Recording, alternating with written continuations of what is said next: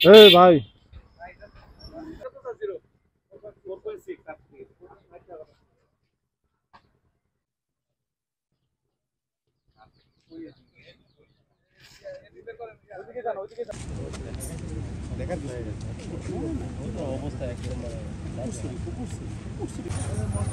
আগে আমরা থিকনেসটা দেখি শাবল আনলে সামনে এক জায়গাতে বড় করে পিছনে নিলে হয়তো নাই এর আগে করাইছিলাম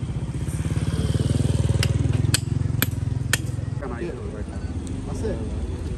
এটা হলো খুলনা এলজিইডি কর্তৃক বাস্তবায়িত কোয়াবাজার থেকে রায়েরমহল সুইচ গেট পর্যন্ত একটা সড়ক। সেটা সংস্কার কাজ হয়েছিল 2022-23, 23-24 এবং 24-25 তিনটা স্কিমে এবং তিনটা আলাদা আলাদাভাবে আর কি, পোর্শন আলাদা আলাদাভাবে।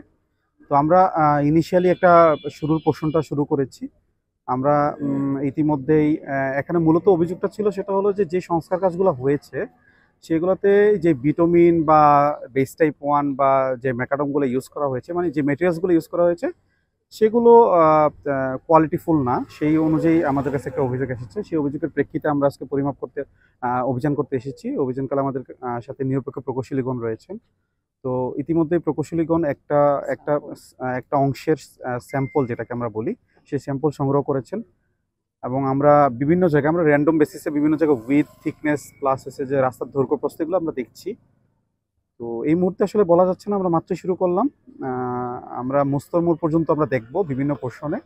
তো আমাদের অভিযান চলমান রয়েছে। আমরা মূলত ওনাদের যে মেটেরিয়ালসগুলো ইউজ করা হয়েছে সেগুলা ওনাদের ডিজাইন এবং স্পেসিফিকেশন অনুযায়ী ঠিকঠাক আছে কিনা সেগুলোই আমরা দেখব। ঠিক আছে, সে কারণে আমরা নিরপেক্ষ প্রকৌশলীগণের সাহায্য নিব এবং আমরা সেটা ল্যাব টেস্টেও পাঠাবো। ল্যাব টেস্ট থেকে আমাদের যে রিপোর্টগুলো আসবে, প্রকৌশলীগণ আমাদের যেই মতামত দিবেন সেই প্রেক্ষিতে আমরা পরবর্তী ব্যবস্থা গ্রহণ করবো।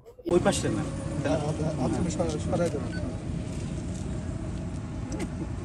কত মিলি এটা? 50 ধরে রাখেন ভাই।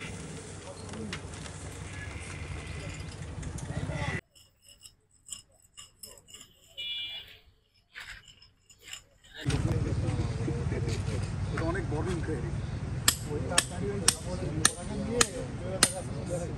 স্যার একটু স্বামীরে বলে দেন।